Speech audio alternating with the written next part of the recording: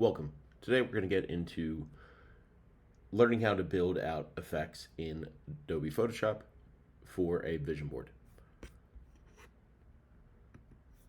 To start out, we're going to look to get the images provided. I can right click on the image that I want, hit open image in new tab. You're going to do this for the 5 images that are provided here.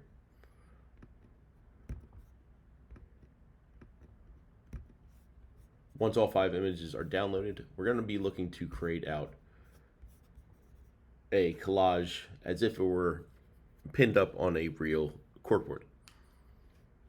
You can also see the layers, the different effects that I have applied.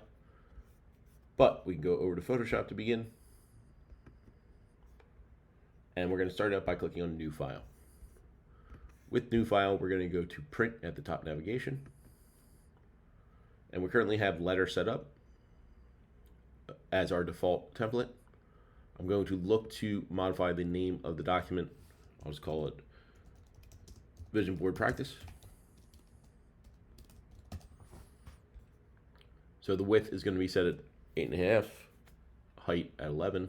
We can keep the orientation on the vertical format, RGB color with a white background, and I can hit create. Now that we have our document set up, we're going to look to bring in the 5 images that we downloaded. I can go up to File, Open, and from my downloads, I can see the images that I have already gotten and look to download those or bring them into my computer.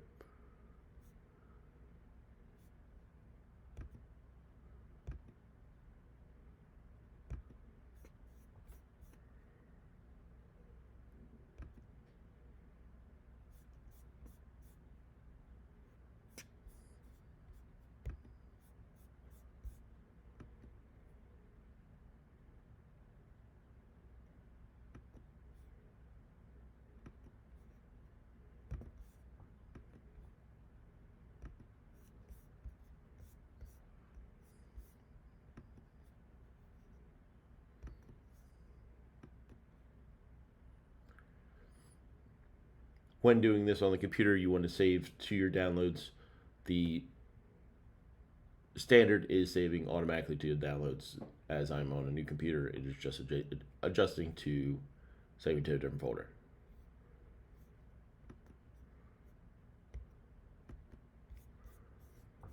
But now that I have the images, we can then go over to File at the top navigation.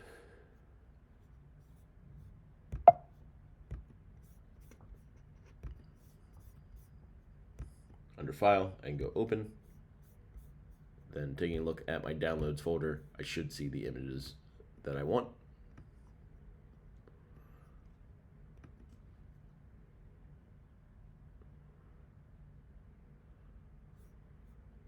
Once I have the images that I want, I can click Open, and they're going to open up in separate tabs. If I'm missing any images, I can always go back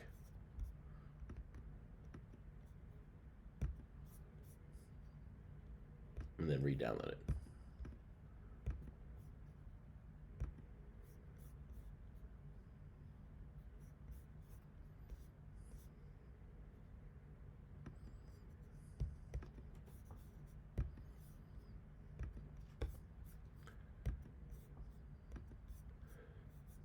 So now that we have the 5 images open in separate tabs, we're going to first begin by looking to go to the board image. With the board image, I can click on the Move tool, and I'm going to look to grab directly from the actual image, click and drag it up, and you are not going to let go until you drag it onto the main document. You see the image here. Again, just to go over that, I'm going to use the Move tool to click and drag this up to the tab of the Vision Board Practice and just drop it on. I only need one, just showing you what it looks like. Now that we have the image, we're going to look to rotate. I can go to the corner, a little bit outside the corner. I can rotate vertically. I'm going to hold Shift to make sure that it locks into a 90-degree angle, and then let go with the mouse and let go of Shift. I'm going to scale it up, and as I scale it up, I can hold down Shift so that I can distort the shape and fit it to the outside border of the document. Once I have it set, I can hit enter or return on my keyboard to place it, or hit done on the contextual taskbar.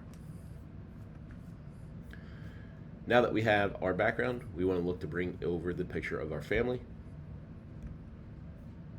This is just the default image to give you a sense of what type of things that you can incorporate on your vision board.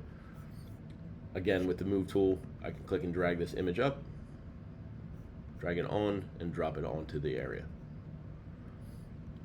I'm going to slightly rotate it to give the sense of more pinning up to a board. You're not necessarily lining things up perfectly. And if I want to scale it up in any way, I can look to scale it up. Make sure to keep your layers organized. You can see that I currently have layer 1, layer 2. If I double click on layer 1, I can change the name out. I'll call it board. And this one is going to be called family.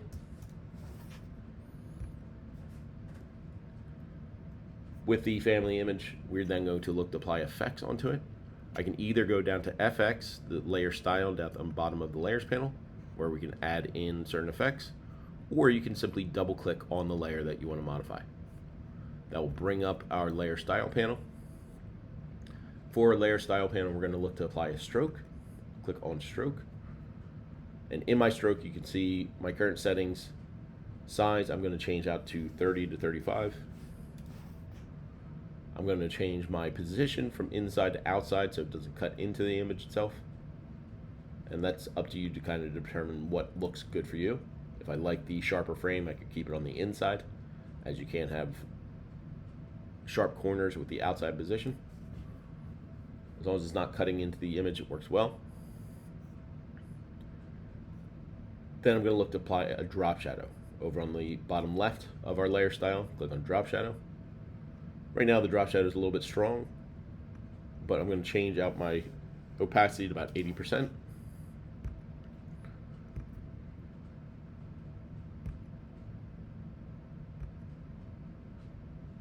The blend mode doesn't necessarily matter. Normal works, screen works, but multiply, I like it blends in a little bit better with the surface. For the settings itself, I'm going to modify my angle to about 60%. Just puts it on a slight angle where the light would be hitting it on the top right, so the shadow will cast down to the left. My spread, I'm going to drop down to 0, so it's a little more subtle.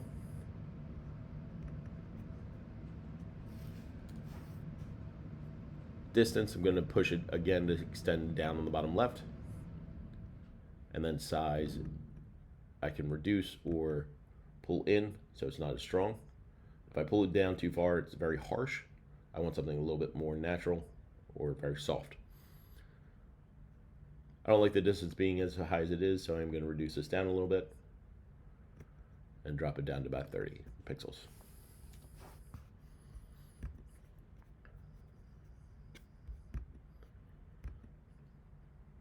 So now that we have the shadow casting on the object, I can click OK. We're now going to look to bring in our picture of the graduation, but we are going to make a modification to the graduation image. We go to the tab. I'm going to click on the fifth tool left side, the crop tool, in which we're going to crop this down to more of a square shape. I can click and drag it inward. Once I have more of a square shape, I can hit done with the crop tool or hit enter on my keyboard. And again, we're going to use the move tool to bring it over to our document. Right now it's a little bit small, so I'm going to scale it up. And we're going to turn this into what will look like a Polaroid picture. Over in layers, I'm going to just rename this grad so I know what layer we're working with. And then we're going to create out a new layer. To create a new layer, I'm going to click on the plus sign down the bottom right side. I'm going to rename this new layer that we created out Polaroid. With the Polaroid layer, we're going to go over to our rectangle marquee tool, second tool, left side navigation. I'm going to look to draw a box on the outside of our graduation picture and extend a little bit on the bottom so it comes off like a real Polaroid picture. Now that I have it drawn out, I still have the Polaroid layer selected. I'm going to click on the paint bucket icon along the contextual taskbar. When you click on that, we're going to choose white. It fills in, but understand that the Polaroid is blocking out our graduation picture because over in the layers panel, our Polaroid is currently on top of the graduation. So if I drop this down, we can now see that the graduation is inside like it was a Polaroid picture. We can then deselect. And if I want to adjust in any way or center it to make sure that it is in frame, you can just use the arrow keys on your keyboard while you have the graduation picture selected. Now that we have both of these created, we're going to look to apply individual effects for them. I'm going to first double click on the grad picture and then look to add in an inner shadow. With an inner shadow, we want something subtle. I'm going to put my opacity up to about 55%. It's just meant to give a little shadow on the inside because the frame of the Polaroid picture is both on top and behind the actual film. You can always make your own adjustments, depends on how dark you want the shadow to be. But for my settings, I have distance 20, keeping the angle exactly where it is so the shadow will maintain, and then 35 for the size for my blur. I don't like having the choke up as it will create a too sharp of an edge. So once I'm satisfied with that, I can click OK.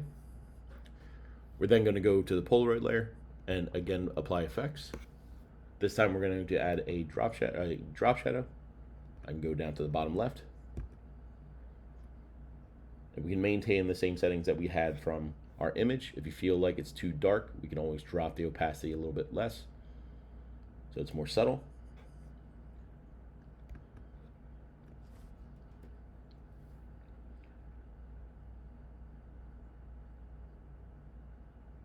Then we're going to look to add a bevel and emboss. For the bevel and emboss, it's meant to give it more of a 3D look. We don't want it to be too sharp. If I were moving the depth up, you can see that down on this bottom square it comes out as a very sharp edge.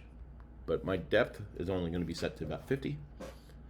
My size is where I'm going to push it up. And this will soften up the edges and give it more of a subtle shadow on the bottom of the piece of paper. So once I have those settings, I can click OK. I'm going to look to select out both the grad layer and the Polaroid layer. So I can hold down Shift on my keyboard, click on the grad layer, or if only one is selected, hold down Shift and click on the other, so both are selected. I'm going to right click on one of the two layers and look to hit link layers. I don't want to merge them because I want to have individual effects. But because I linked the layer, now I can easily rotate these to be on my own angle or perspective that I want. So if I don't have one layer selected, if I only have Polaroid, you see that the picture of the grad will still stay with it. Now we're going to look to grab the pin. With the pin, I can then click and drag, bring it over to our vision board and drop it on. Right now it has this white background, but we can easily click on Remove Background on the contextual taskbar. It does a great job. So I can scale this down so it comes across as a more realistic type of pin for our image. And rather than just have one pin, I'll have another for the grad picture. I can either hold down Alt or Option, click and drag to create out a duplicate of that pin, or you can always hit Control C, Control V. Just to create a difference, I am going to change the color of this new pin. To do that, I'm going to go to Image at the top navigation, Adjustments, and Hue and Saturation. You can also hit Control or Command U to bring up the panel. But with this panel, we can get into adjusting the hue. So instead of blue, you can see that it changes the color as I drag along the hue. I'll just make a red one for now, just so we're seeing some difference between. And click OK. Finally, the last image that we want to get is our adventure picture. With our adventure picture, it's not a great precision when we look to select. Depending on what you select with, it may not work well, or there might be areas that need to be fixed. I find the best option is usually clicking on Select Subject, when I click on select subject, it does a great job recognizing the main subject, but it does miss the parachute. You want to make sure to have that. So over on the left side navigation, we're going to switch over to the quick selection tool, fourth tool, left side navigation. I want to hold down shift to add in an area of selection, but we also need to get the little strap in between. So I need to reduce the size of my brush using the left bracket. And then I can click and drag through that area of the selection so that it becomes part of our overall selection for the subject. Now that I have it, I click on the Move tool, first tool left side, click and drag this up to drop it onto our image. I'm going to scale it up and rotate so it fills out a little bit more space. Then once I do have these subjects, I can hit enter. We're going to add in two effects, a drop shadow and a stroke, just to make it stand out. So again, rather than double click on the layer, I can go down to FX at the bottom, click on stroke. For this stroke, I definitely want to put it on the outside. So I'm going to change the position and I'm going to reduce this down so it's just more of a subtle highlight to make the subject stand out. Then we'll do a drop shadow over on the layer. Click on drop shadow. The drop shadow maintains the same area. I may want to push the opacity up to be a little bit stronger, but this definitely helps to make the shadow stand out. So now that we have our 3 different images, we're going to look to save this as a Photoshop file. Go File, Save As. Know where you're going to be saving it. I'm going to keep it as a Photoshop file. Then I'm going to look to save it as a JPEG. To save as a JPEG, I can go File, Save a Copy. Change the format to JPEG. Make sure it's JPEG and not JPEG 2000 or stereo.